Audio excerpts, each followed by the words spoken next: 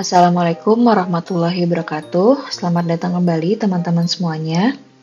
Pada kesempatan kali ini saya akan membahas topik dari penilaian bisnis, yaitu dalam aspek teknis dengan judul manajemen produksi. Jadi kita akan mengetahui bagaimana proses penciptaan suatu produk dimulai dari proses input hingga menjadi output atau menjadi suatu barang atau jasa.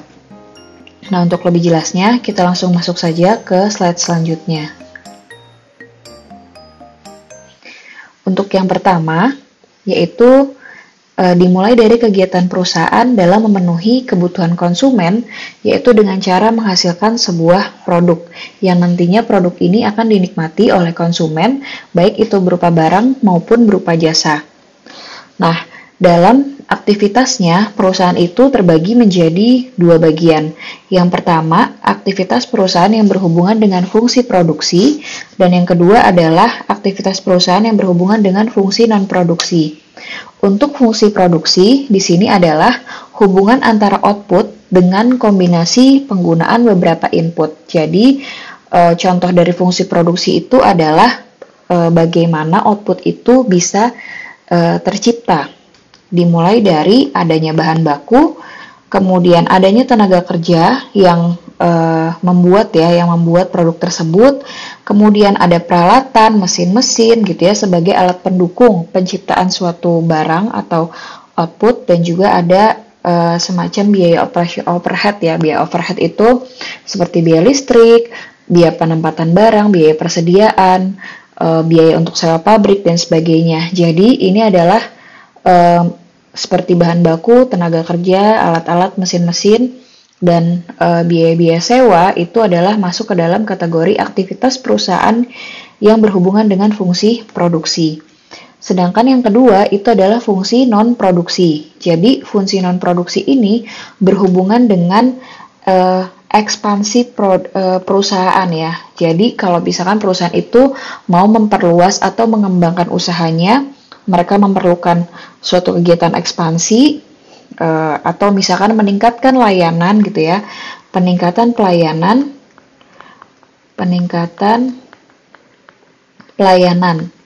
guna untuk memperluas usahanya. Nah, ini tidak menghasilkan suatu produk namun sehingga dikategorikan sebagai aktivitas perusahaan yang masuk dalam fungsi non-produksi. Nah, selanjutnya, kalau dari pengertiannya, produksi itu adalah proses transformasi dari input menjadi output. Jadi, dari sebuah input berupa bahan baku, kemudian dikerjakan oleh tenaga kerja dengan bantuan alat, mesin, dan sebagainya, sehingga bisa dirubah menjadi sebuah output yang nantinya akan dijual atau dikonsumsi oleh konsumen. Kemudian manajemen produksi dan operasi itu adalah kegiatan yang berguna untuk mengatur dan mengkoordinasikan sumber daya secara efektif dan efisien supaya menciptakan dan menambah kegunaan suatu barang. Karena penciptaan suatu output itu berarti menambah nilai suatu barang atau jasa. Oke, selanjutnya adalah dimulai dari sistem produksi. Jadi karena produksi itu terdiri dimulai dari adanya input hingga menjadi output. Nah, di sini adalah rangkaian dari sistem produksinya. Jadi, komponen-komponen yang ada di dalam input itu terdiri dari tenaga kerja, yaitu sumber daya manusia, kemudian peralatan, kemudian ada dana yang harus dimasukkan ke situ, dan sumber daya bahan, yaitu bahan baku. Nah, ini adalah komponen-komponen dari input yang harus dimasukkan ketika ingin membuat suatu output atau suatu produk. Dan kemudian ada yang namanya proses konversi atau transformasi, yaitu melakukan perubahan dari bahan baku tersebut dirubah supaya menjadi barang atau jasa, atau istilahnya disebut output. Contohnya misalnya untuk perusahaan manufaktur ya, karena proses produksi itu biasanya memang dilakukan oleh perusahaan yang sifatnya tuh bahan manufaktur gitu, dari bahan itu mentah sampai barang itu jadi. Jadi inputnya contohnya misalnya di sini perusahaan manufaktur, inputnya adalah pabrik, mesin, kemudian peralatan, dan outputnya adalah berupa barang dan jasa atau hasil produksi. Nah, contoh lain misalnya perusahaan perhotelan. Inputnya adalah kita penyediaan fasilitas kamar, restoran, kolam berenang, dan outputnya adalah karena adanya sekumpulan input tersebut menghasilkan jasa menginap dan pelayanan gitu ya untuk perusahaan yang sifatnya itu perhotelan gitu. Ini sebagai contoh seperti itu adalah proses produksi dan proses operasi. Nah, selanjutnya adalah pemilihan lokasi perusahaan. Jadi di sini selain kita memperhatikan bagaimana proses produksi tersebut dari penciptaan input ya sehingga menjadi output hasil akhirnya, di sini kita juga ada hal yang mendukung atau menjadi faktor pendukung bagaimana input itu bisa menghasilkan output secara efektif dan efisien. Salah satunya adalah pemilihan lokasi perusahaan.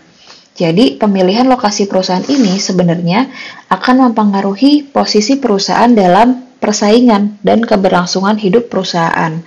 Jadi, dengan adanya penentuan lokasi ini membantu perusahaan agar bisa beroperasi secara lebih mudah, lebih lancar, efektif, dan efisien.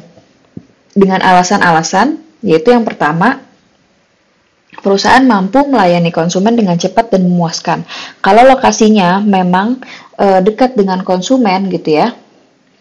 Nah, ini bisa melayani konsumen secara cepat gitu. Secara cepat dan ini sebenarnya menjadi kepuasan tersendiri bagi konsumen ya karena kita secara tanggap gitu ya mampu melayani konsumen tersebut. Kemudian yang kedua adalah perusahaan dapat memperoleh bahan baku sesuai harga yang layak. Jadi, kalau misalkan perusahaan itu lokasinya dekat dengan penjualan bahan bakunya akan jadi lebih murah gitu karena jaraknya itu akan semakin dekat. Nah, kemudian yang selanjutnya adalah tenaga kerja yang murah. Jadi, memperoleh tenaga kerja yang murah. Jadi, kita memang memilih tenaga kerja yang posisi atau tempat tinggalnya atau pemukimannya itu dekat dengan lokasi perusahaan. Nah, ini bisa menjadi lebih murah gitu ya upahnya gitu karena dia tinggal dekat dengan lingkungan, tidak membengkak di biaya transportnya gitu karena dan pada akhirnya kita bisa memberikan upah yang sesuai dengan pekerjaannya dan juga tempat ia tinggal gitu. Nah, kemudian memungkinkan untuk terjadinya ekspansi gitu. Nah, penentuan lokasi ini juga bisa menjadi faktor perusahaan ini bisa berkembang atau tidak gitu. Jadi, misalkan ternyata memang perusahaan ini membutuhkan pengembangan dan lokasi itu sangat strategis dan memang ada kemungkinan atau ada peluang dikembangkan gitu atau diperluaslah wilayahnya dan lokasi tersebut memungkinkan untuk diperluas. Nah, ini pada akhirnya bisa membantu terlaksananya aktivitas operasional perusahaan. Contohnya misalnya nih kayak bisnis contoh ya, sebagai contoh, misalkan bisnisnya itu adalah bisnis susu gitu ya, bisnis olahan susu. Nah, bisnis olahan susu ini supaya lebih efisien dan efektif, kita kan dapat sumber susunya itu dari peternakan sapi karena dapat dari susu sapi kan. Nah, kita biar lebih efisien dan menghemat biaya, kita memang cari lokasi yang memang dekat sama peternakan sapi atau jaraknya tidak jauh dari peternakan sapi supaya biaya pengirimannya pun tidak terlalu mahal gitu. Terus juga lahannya, misalkan lahannya lebih luas. Jadi misalnya setelah kita mengembangkan usaha olahan susu gitu, makanan maupun minuman, kita juga bisa mengembangkan atau melakukan ekspansi lain dalam bidang yang sama. Misalkan kita buat di sebelahnya itu adalah store yang memang menjual khusus olahan yang sudah dalam bentuk kemasan seperti itu. Jadi bisa lebih ekspansinya itu tidak jauh-jauh dari tempat bisnisnya, tempat menjalankan bisnis bahan makanan dan minuman tersebut gitu. Dan dia mempekerjakan mempekerjakan tenaga kerja yang dekat dengan lingkungan tersebut. Tenaga kerja tinggalnya dekat dengan perusahaan sehingga tidak mengeluarkan ongkos yang lebih lah, karena tenaga kerjanya dekat, misalkan sewaktu-waktu entah itu lembur atau ada pekerjaan, tidak sulit ya untuk mengakses tempat atau perusahaan tersebut karena dekat dengan tempat tinggal tenaga kerjanya, seperti itu.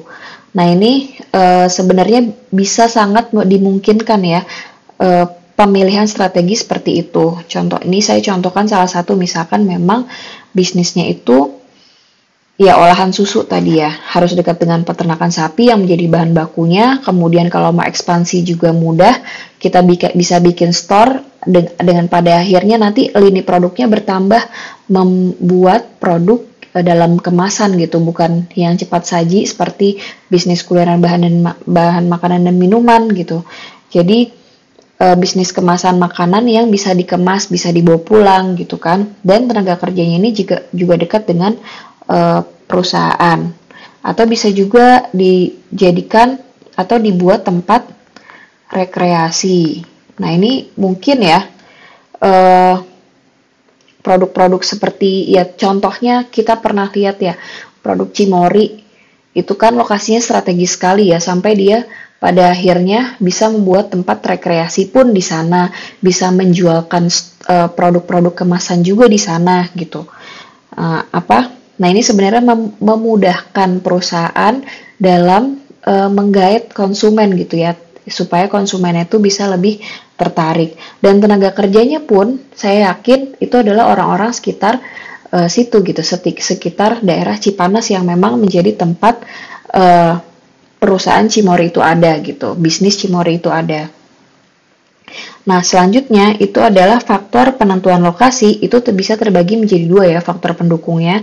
Ada faktor pendukung primer dan faktor pendukung sekunder. Jadi yang pertama, faktor pendukung primer itu adalah letak pasar yang dituju. Jadi supaya perusahaan bisa cepat melayani permintaan konsumen dan atau barang hasil produksinya itu cepat sampai ke pasar. Dan juga biaya pengiriman atau biaya pengangkutan itu lebih rendah. Jadi harus strategis dengan letak pasar yang dituju. Jadi barang kita mau dijualkan ke pasar itu harus strategis gitu letaknya. Pokoknya kemudahan akses lah, kemudahan akses ke pasar.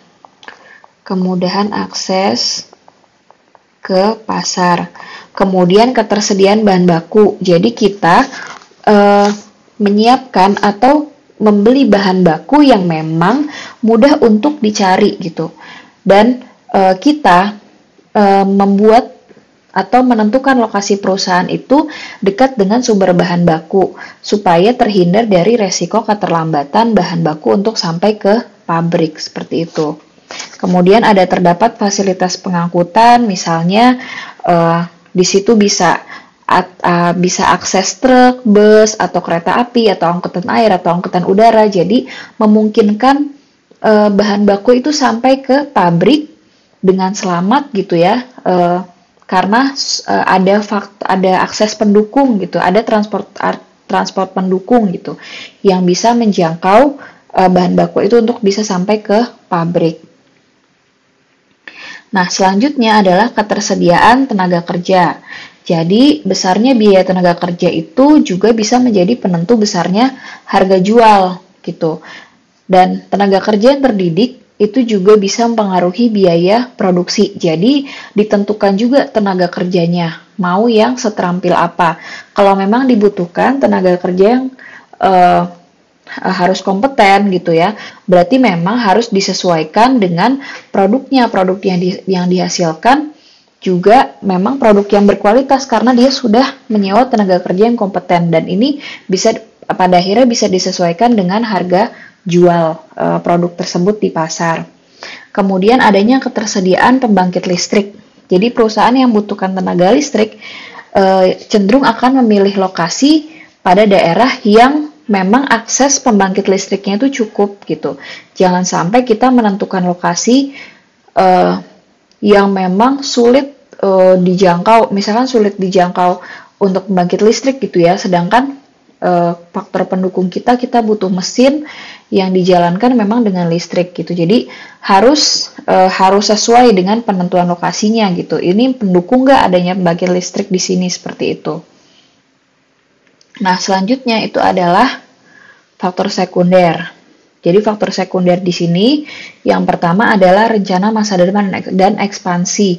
Jadi lebih kepada faktor pendukung, sebenarnya tidak berhubungan langsung dengan produk, tapi ini juga bisa mempengaruhi penjualan gitu, kondisi penjualan suatu produk. Yang pertama itu adalah rencana masa depan dan ekspansi. Jadi memang harus direncanakan pengembangan perusahaan itu secara jangka panjang gitu, dari aspek yang teknis gitu ya, meskipun aspek yang sudah teknis gitu, termasuk di dalamnya itu adalah ekspansi gitu. Kemudian ada hukum dan peraturan yang berlaku. Jadi karena mungkin di setiap lokasi itu kebijakannya atau peraturannya berbeda-beda. Setiap lokasi kebijakan atau regulasi pasti akan berbeda-beda. Nah, di sini perusahaan itu harus mempelajari kebijakan dan regulasi di masing-masing lokasi atau yang akan menjadi tempat perusahaan kita berdiri atau bisnis kita berdiri. Apakah bisnis kita sesuai gitu? Apakah bisnis kita sesuai? Apakah kita melanggar atau tidak gitu ya? Jadi harus dipelajari peraturan yang berlaku di wilayah tersebut. Kemudian yang ketiga adalah sikap masyarakat.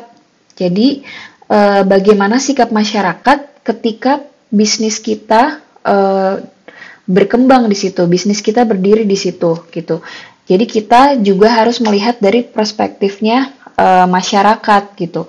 Apakah masyarakat setuju nih dibangun bisnis seperti ini? Bisa juga dengan melakukan negosiasi gitu ya, atau mengajak masyarakat sama-sama bangun bisnis tersebut gitu. Jadi intinya kita juga harus memperhatikan sikap masyarakat yang berada di dekat lokasi tempat kita ingin membangun bisnis. Kemudian ada iklim dan keadaan tanah. Jadi ketika kita membangun bisnis itu juga harus disesuaikan dengan iklim dan keadaan tanahnya. Apakah misalkan apakah bahan baku kita itu cocok gitu ya dengan iklim yang ada di lokasi tersebut gitu. Jadi misalkan kita menyimpan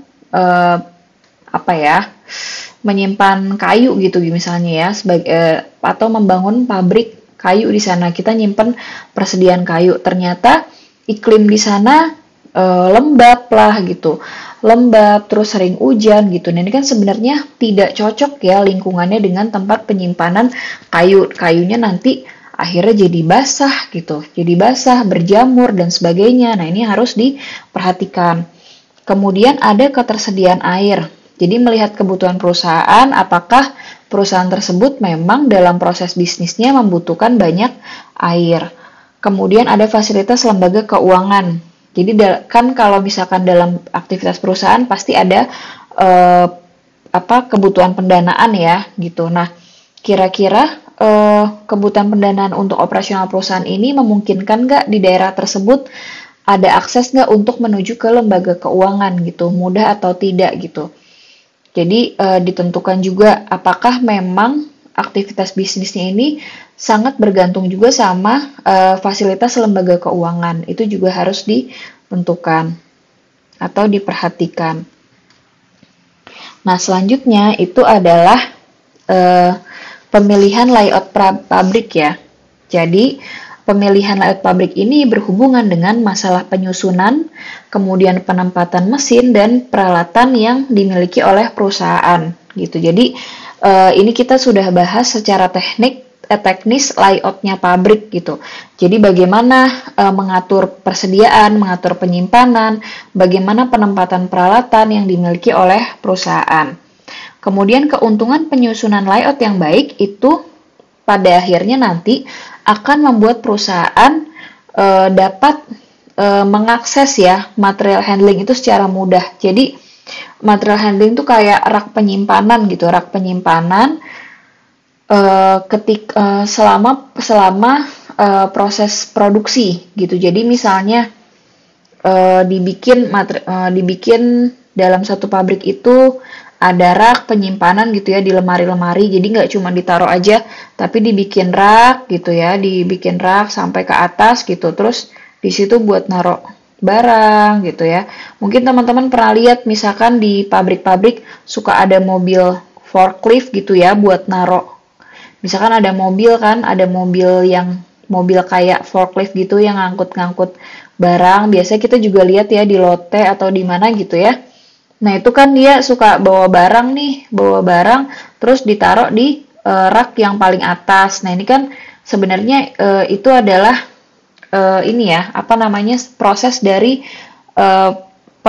penentuan layout gitu ya. Gimana caranya supaya barang itu mudah rapikan, ditampung lebih banyak gitu, masih ada space buat menampung lebih banyak barang gitu. Makanya akhirnya ditaruh di rak-rak sampai ke atas gitu. Nah, ini sebenarnya sudah masuk kepada penentuan layout pabrik.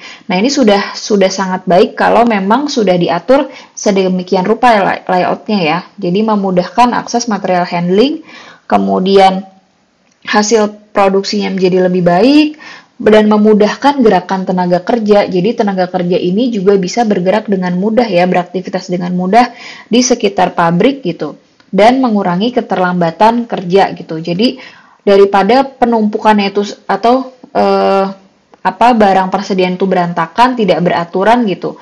Nah, ini kan pada akhirnya sebenarnya pengepakan atau naruh sembarangan itu sebenarnya menghambat proses kerja ya gitu, dan ini bisa mempengaruhi keterlambatan pekerjaan gitu. Makanya perlunya penyusunan layout. Nah, itu supaya memudahkan baik itu tenaga kerjanya, baik itu juga dalam proses produksinya sampai barang itu bisa terjual. Nah, selanjutnya adalah terdapat dua tipe dalam layout pabrik. Jadi yang pertama itu adalah layout proses, dan yang kedua itu adalah layout produk. Nah, untuk yang pertama itu adalah layout proses. Jadi kalau layout proses itu di mana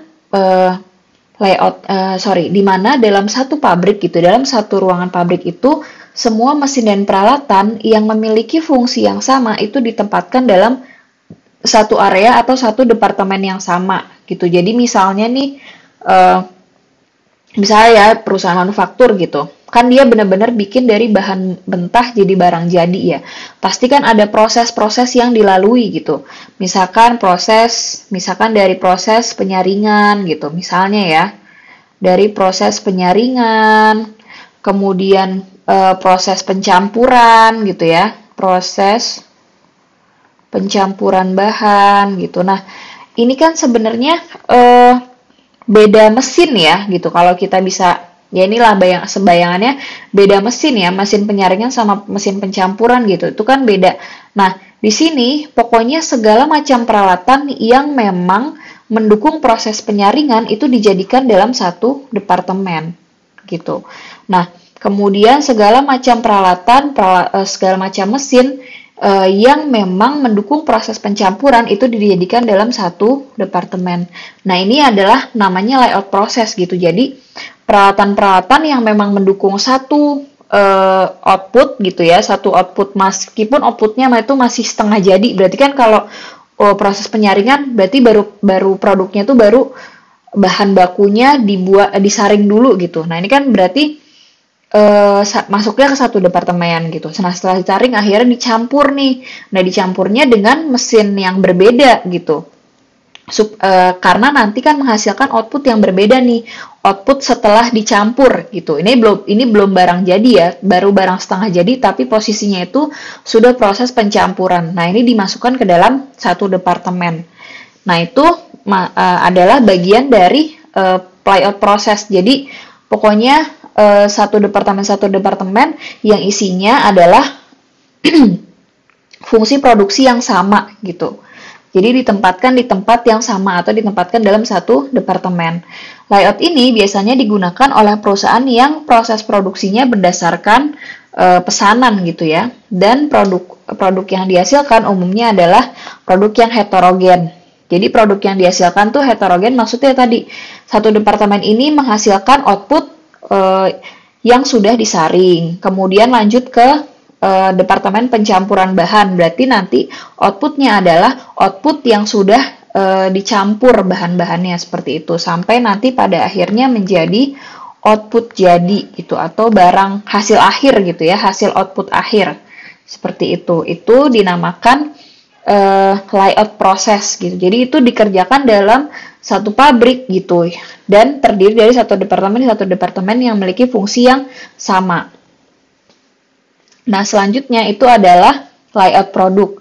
Jadi, kalau layout produk itu prosesnya adalah di mana mesin dan peralatan produksi itu disusun berdasarkan urutan-urutan dari proses yang dibutuhkan. Jadi, kalau layout produk ini penempatan semua fasilitas produksi itu ke dalam satu departemen. Jadi, kita misalkan kayak tadi dari proses penyaringan, kemudian proses pencampuran,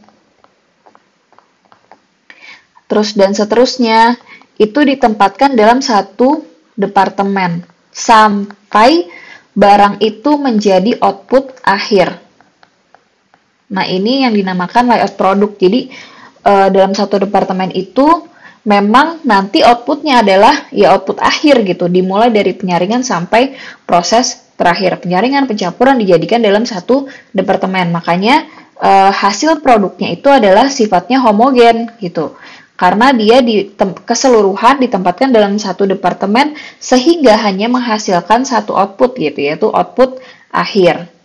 Nah, biasanya layout produk itu digunakan oleh perusahaan yang berproduksi untuk pasar.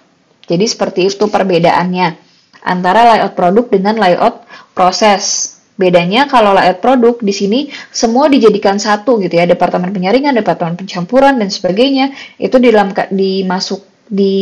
digabung dalam satu departemen gitu ya, sampai menghasilkan hasil akhir atau hasil output gitu. Hasil output akhir. Seperti itu. Nah, selanjutnya itu adalah luas produksi. Jadi, penentuan luas produksi itu harus sesuai gitu ya, harus sesuai dengan permintaan gitu, permintaan konsumen. Jadi misalnya volume produksinya sekian gitu, dan berarti gimana caranya supaya optimal? Gimana caranya supaya optimal gitu ya? Jadi volume produksi itu harus sesuai dengan permintaan gitu ya, permintaan atau sesuai dengan pesanan gitu. Jangan sampai volume produksinya itu berlebihan gitu dan ternyata penjualannya tidak semasif itu atau penjualannya tidak sebanyak itu gitu. Nah, ini kan sebenarnya hanya membuat boros ya. Jadi bahan baku jadi biayanya itu yang dikeluarkan banyak gitu, padahal output yang terjual itu tidak seberapa seperti itu. Jadi harus ditentukan volume produksinya secara optimal. Nah, selanjutnya adalah faktor-faktor yang mempengaruhi luas produksi.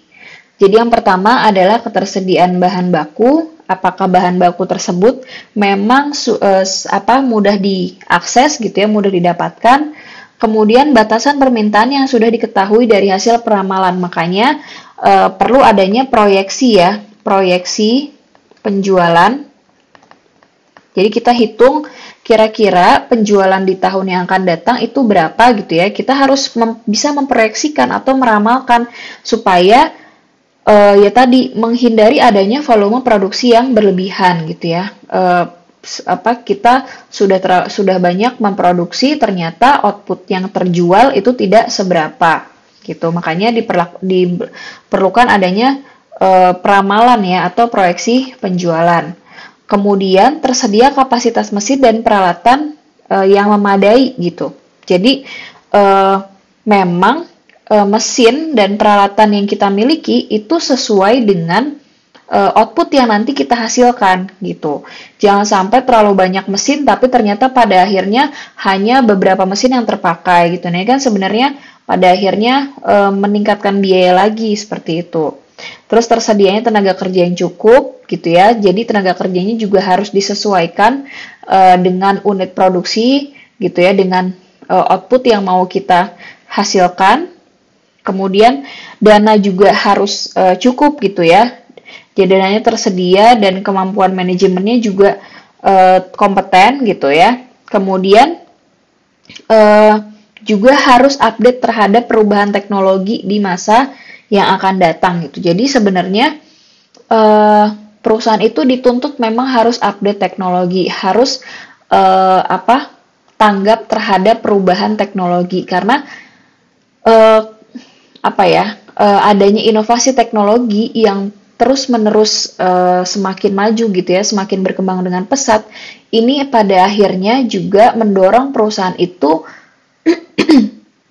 menjadi lebih berkembang gitu ya. Jadi kalau misalkan memang perusahaan itu mau long term gitu, jangka panjang, kita juga harus tanggap sama perubahan-perubahan teknologi yang ada. Misalnya dalam perubahan teknologi mesinnya atau perubahan teknologi alat-alat pendukungnya gitu, itu juga harus tanggap gitu. Karena kan sebenarnya penciptaan teknologi itu memudahkan dan membuat pekerjaan seseorang itu menjadi lebih efisien sebenarnya. Makanya kita harus update sama perkembangan teknologi tersebut. Oke, mungkin itu saja yang bisa saya sampaikan tentang penilaian bisnis yang dilihat dari aspek teknis ya, manajemen atau proses produksi dari mulai penciptaan barang sampai barang itu jadi. Terima kasih teman-teman sudah menyimak. Apabila ada yang ingin tanyakan atau ingin diskusi, silakan chat di kolom komentar. Terima kasih atas perhatian teman-teman semuanya. Saya tutup. Wassalamualaikum warahmatullahi wabarakatuh.